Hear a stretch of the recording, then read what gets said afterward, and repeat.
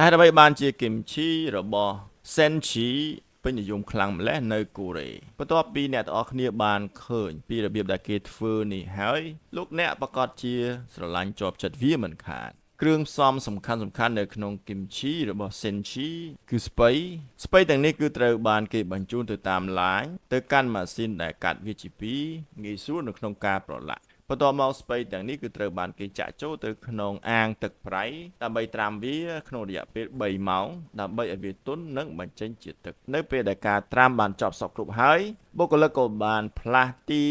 ស្ពៃទាំងនេះទៅកាន់ឡានមួយទៀតបញ្ជូនវាទៅកន្លែងលាងដើម្បីលាងសម្អាតជាតិប្រៃដែលលើសចេញបន្ទាប់ពីលាងរួចហើយបុគ្គលិកក៏បានដកដើមស្ពៃដែលក្រាស់ៗចេញម្ចាស់រោងចក្រគឺយកចិត្តទុកដាក់ណាស់ជាពិសេសចំពោះអនាម័យទៅលើចំណីអាហារដូច្នេះស្ពៃទាំងអស់នេះគឺត្រូវបានគេលាងសម្អាតម្ដងហើយម្ដងទៀតបន្ទាប់ពីលាងសម្អាតរួចហើយស្ពៃគឺត្រូវបានគេត្រួតពិនិត្យយ៉ាងប្រុងប្រយ័ត្នដើម្បី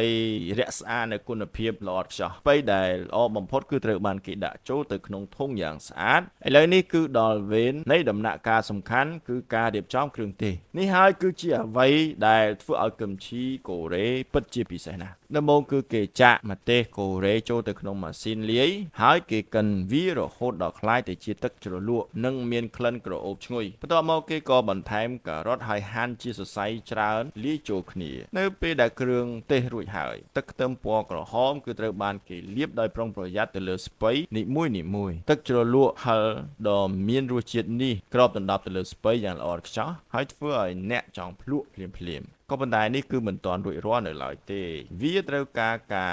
ត្រាំហើយនឹងកាត់ចូលជាតិក្នុងរយៈពេលយ៉ាងតិច3ថ្ងៃដំណើរការនៃការផ្អាប់វានេះគឺពិតជាអស្ចារ្យណាស់យូរទៅរសជាតិនៃគឹមឈីនេះគឺកាន់តែវិវត្តคล้ายទៅជាជូរអែមបន្តិចម្ដងតើលោកអ្នកចង់សាកល្បងវាទេសូមខមមិននៅខាងក្រោម